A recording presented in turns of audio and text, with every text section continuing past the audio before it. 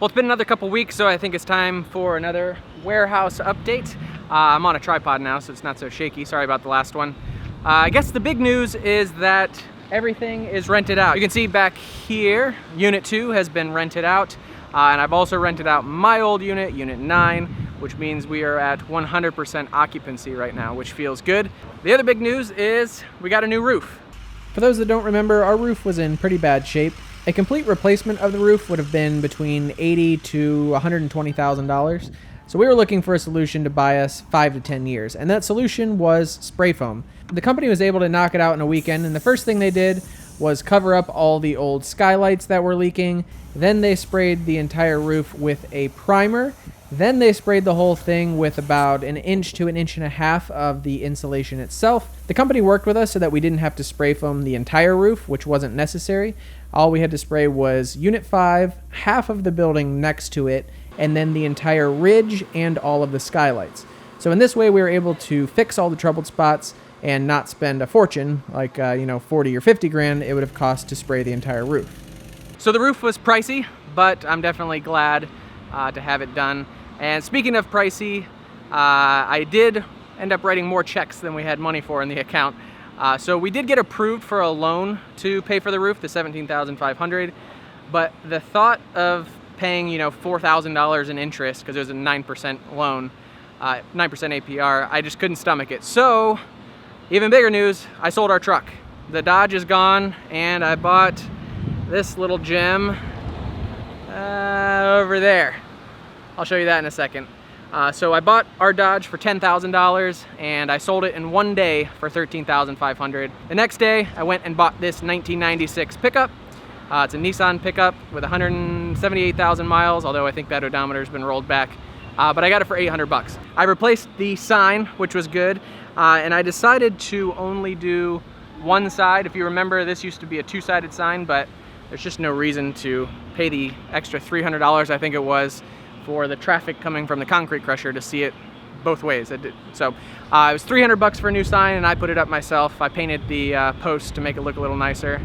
And then also, we passed all of our inspections for Unit 6. That is now officially done. So that feels good. The tenant has moved in. I went around the building and cleaned up a lot of the overhanging wires. The utility companies here just have, especially when they approach a building like this, have no regard for doing things neat and tidy. So I got everything tightened up, and I also installed gutters on the front of the building. That was a request from a couple of the tenants that they weren't able to use their roll-up doors because all of the water from that roof would just pour right into their unit. I've got all the materials. I'm going to be building a 10-unit mailbox. We passed all of our electrical, so now instead of 3 meters, I have 10 meters, and the installation of all these new meters I think is just a work of art. I love this thing in the back. It was very pricey, $10,000 in electrical work, but to have it all done right, and now everyone is on their own meter, so I don't have to track people down to pay their electric. If they leave their AC on and rack up a $500 bill, they can't just move out and leave me with the bill. So I've also decided that I'm spending way too much time here. I am here pretty much every day, and every day that I'm here, I'm spending $50, $100, $500 at Lowe's or Home Depot to get things fixed up here. And I need to be making money, not spending money. So I've reached the tipping point with this place where I think I've fixed most of the major issues and even many of the minor ones. So I need to get back to work. I need to get back to making videos and writing, video courses so we can actually earn an income, not just keep dumping money in this place for the next 7 years and go broke. The thing I have to do today, though, is install the mini split in Unit 6 so I can officially wipe my hands clean of this one. It's the last thing I need to do. I'll take you over there and show you what we're doing with that. I gave Alpine Home Products a call about 6 months ago. And where's it at? Oh, there it is. So there's the mini split we're installing today. I called them about 6 months ago about the trailer conversion and asked if they'd be interested in doing some partnership work with that. And they've been very helpful in working with engineers to see if we can eliminate the AC side of the mini split. So a lot more to come with mini splits in the future on the Ultimate Mobile Workshop trailer. And they did not provide this mini split, but they did give me a discount, and they are working with me on the trailer. So just full disclosure there.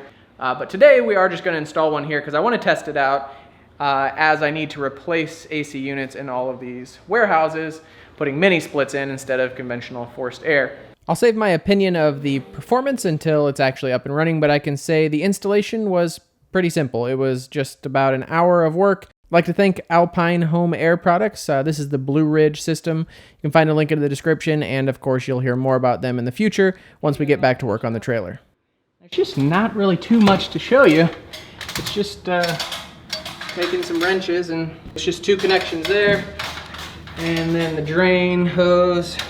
Then I'll get some insulation and fill that in, and then some pipe molding on the outside. And the electrician is still finishing up, but that's about it.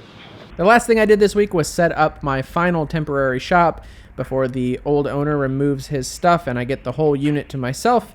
Up until now, I had been working out of an old grocery cart that someone had left in the parking lot. Thanks for watching. Bye.